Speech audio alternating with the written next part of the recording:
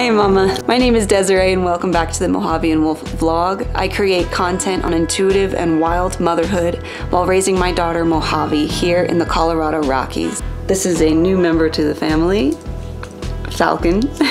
Today I wanted to talk about something that I think we should all be talking more about, and that is gentle parenting. Practicing the gentle parenting method has proven to be widely beneficial for both mama and baby. So what do you do then if your child is under a year old? Are there certain practices that you can start implementing today? Absolutely. And this episode is for you if you are that mama. I'm so happy you're here.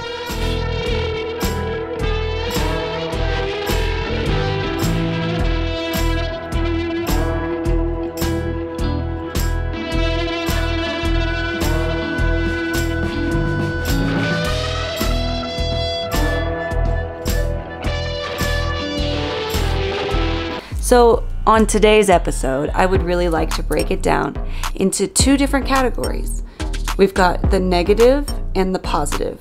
Because a lot of times I think when it comes to disciplining our children, people just think specifically about the negative, about, well, what can we do to make sure they don't do something again? And I think that when it comes to gentle parenting, conscious parenting, intuitive parenting, you also have to keep in mind that there is always going to be a balance in life. There's a balance for everything. So whether it be the sun and the moon, right? Night and day, black and white, there is a gray. That gray is the balance. When it comes to gentle parenting, I believe it's the same thing with the negative and the positives. There has to be a balance where we're not just disciplining, but we're also rewarding. We're also giving accolades. We're giving love and attention and support to the things that they're doing that need to get built up more in them. Now, what are some of these negatives? Let's get started with this, because this is the one that I'm sure everybody's here for first. Let's not bury the lead, shall we? Negatives can include new behaviors like biting, pulling hair, or hitting. So let's say you're nursing, your child slowly starts to bite down. You can now at this point do like a false reaction so that they can see cause and effect, right? Give a little so that it startles them too. They can look up at you and be like, what? Make eye contact? You can't do that, honey. That hurts, mama. You can't bite, mama. That hurts. And you just communicate to your child in that moment, whether they're 3 months or 10 months old, you can still do this technique. Show them a cause reaction. Now, of course, they're not going to get it the first time. But the thing about gentle parenting is mama has a list of ingredients that she needs for this recipe to work too. Those are patience, awareness, grace, courage, and confidence. Awareness is always number one, ladies and gentlemen. Never forget that. This whole thing won't even be possible if you don't have awareness. With that being said, mama's patience, you're gonna sprinkle a little bit of that here, and every time that happens, you could do the same reaction. Now, it's gonna get frustrating. It's gonna get frustrating because they don't get it yet, and they're not supposed to. So remember that you, in this moment, are what it's really all about. How are you reacting to your child? How is your child triggering you? How is your child making you feel in that moment? Are you getting heated and frustrated? And I'm not picking on you, we all do, especially as a mother. We all are in that situation where we get overwhelmed with everything, and that's okay. That's okay. We have emotions just like everyone else, and they have to get filtered through just like everyone else. So allow yourself that ability to take deep breaths when you need to.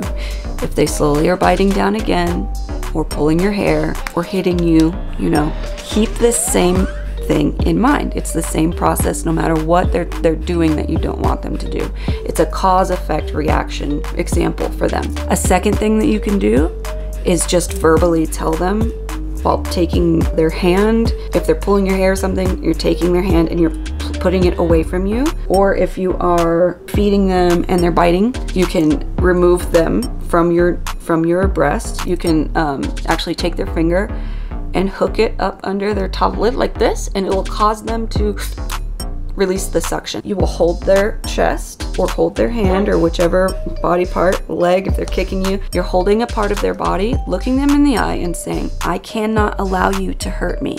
Again, it doesn't mean that they're going to stop, but they're going to get into this habit of realizing every time they do something to your body, there's a boundary there that mama won't let me cross. And eventually they're going to start to understand that's a boundary and I'm not going to try to cross it anymore, because they know what the consequence means for them, but the consequence for mama as well. So what they're doing to you. And if you express that to them at an early age, they're going to start to get it a lot sooner. And then one last good example that we can do as well, this one goes specifically for biting, is if they are biting and they're not listening, and it finally gets to that point where you're like, we've done the other two methods and it's still not working.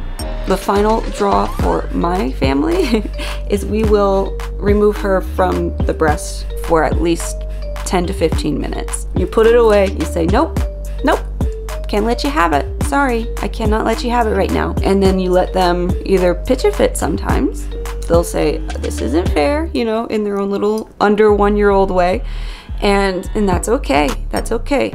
They're learning this other side of cause and effect, where if they can do something or not, it affects what else happens around them, right? So they're not just in their own universe, they realize that there is an effect to every cause. So essentially, at that point, they realize, okay, if I keep doing something that mama told me not to, there's going to be discipline for that. So and their discipline in that sense is, I don't get to eat right now. A lot of times for Mojave, she will get the hint really quick, especially with the fact that that's their feeding source. So like they realize, okay, I need that. What can I do to make sure I continue to keep that, right? A couple other negatives that we could talk about as well is not listening, and then I'll just throw it in there, being hyperactive, right? Like, so like a lot of times for us at bedtime, Mojave will just get like super filled with energy. She'll eat her dinner, give her some fuel for the fire, so to speak, and then she just kind of like wants to crawl and grab and do everything.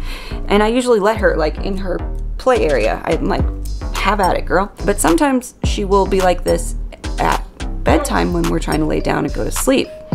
So she's not focused on anything. She's just got this energy that she has to get out. In that case, I do encourage you to have something like a crib or a playpen that you can put the baby in, just to let them get the energy out. And then you'll start to hear their little cries kick in, like, oh, where's mom? Okay, mom, where are you? I need to eat, I want to eat, you know, those little cries.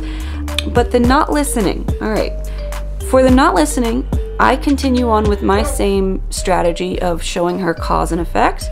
So I will ask her the first time to do something or to stop doing something. That's great when she listens, right? But when she doesn't listen, and you know, every child is like this, so don't feel hard on yourself. Please, mama, don't feel hard on yourself. If she or he are not listening at the moment or whatever, it just takes that grace and that practice and the consistency, right? And here's a disclaimer for you, okay? Some parents are talking about not saying good job to your kid because you don't want them to get some sort of complex or something, like they have to be good. Listen, you guys, please, please. If we start picking things apart too much, essentially we are tearing it to shreds, and there will be nothing left to salvage after that. So have some grace with yourself, okay? And if you feel really convicted for some reason to not tell your child that they're doing a good job, do you, boo. But that's not how we do things here in this house. We say good job to each other when we're doing a good job, because we want to acknowledge to that child that they are doing well, that things are good, that they feel whole and fulfilled because mama knows and I know that we are doing well, right? Like everything is going well. If the child only hears from you, no, negative all the time, no, stop it, don't do this, don't do that, it's not gonna look well for the child in the end. Like that is slowly picking away at their spirit, because then at that point they think everything they're doing is wrong. We don't do that here. We don't. We are encouragers in this home. And this brings me on to the next point, right? The positives side. All the positive things that we should start talking about and doing for our children. Anytime that they start doing a new thing, encourage that. Her Bella got her this piano. It's really cute and she loves it. But anytime that she walks over to it and decides, I want to play piano, she's like, I make it a point to stop what I'm doing and go over to her and be like, wow, good job, Mojave. That was beautiful. That was a beautiful song. It encourages her to keep going because she's like, yeah, that was fun. I liked that, and Mama liked it too. Another thing is when she's babbling, like she does a lot of like blah blah blah blah blah blah blah blah blah. Mama, mama, mama, mama, mom, mom. She likes saying mom now. It's cute. But she does a lot of babbling in the same sense with that. You want to encourage that more. So she says ba ba ba ba. You say, oh, you want your bottle? You know, use full adult real words. They can begin to understand those. We don't always have to talk baby to them, right? Especially when they start understanding more. We want to really start using full words. Let's try to lower the baby talk, right? When they get older, because they need to start learning dictions and how to pronounce certain words. At some point, you know, they say baba, you say bottle. You correct them a little bit. You just say, oh, do you want your bottle? You know, and she's so ba ba ba, yeah, you know. And then at that point, you're starting to communicate. It's a beautiful thing. We've also got the quality time, right?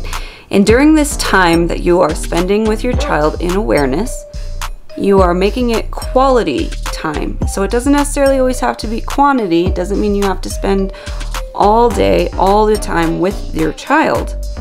But quality time is what's most important here. So you're looking for moments where you can tell them that they're doing a great job. You're encouraging them. You're telling them that you love them. You're saying I love you all the time because they need to hear it, and I think as parents we just need to say it. And the last thing on this list as far as the positives go, when she does babble quite a bit where it's louder, I do like to encourage that as singing. So she'll start ba ba ba la la la la la, and I'm like, wow, that was a beautiful song, honey. Good job. And she just starts to get the idea that like, oh, that could be singing. This was my list for you guys today about some techniques that you can use for your child if they are under the age of 1 to begin this gentle parenting journey. Now, if you guys have any other questions for me, I have a ton of other content on this topic over on mojaveandwolf.com on the blog. And I also recently just released my podcast. We are 2 episodes in. By the time this video comes out, we will be 3 episodes in. And I would love it if you check that out as well. You can search for that on Spotify, Apple Podcasts, iHeartRadio, or on mojaveandwolf.com. Just do a search for Raising a Wildling and you will find us. So thank you guys for checking out the video today, and I hope that you guys have a beautiful week. And I have so many great things coming up over the summer that I'm excited to continue to share with you guys. Subscribe, hit like, hit the comments. Don't hit the comments. Type in a comment, then hit the enter button. That would be better. And yeah, thank you again. Appreciate it.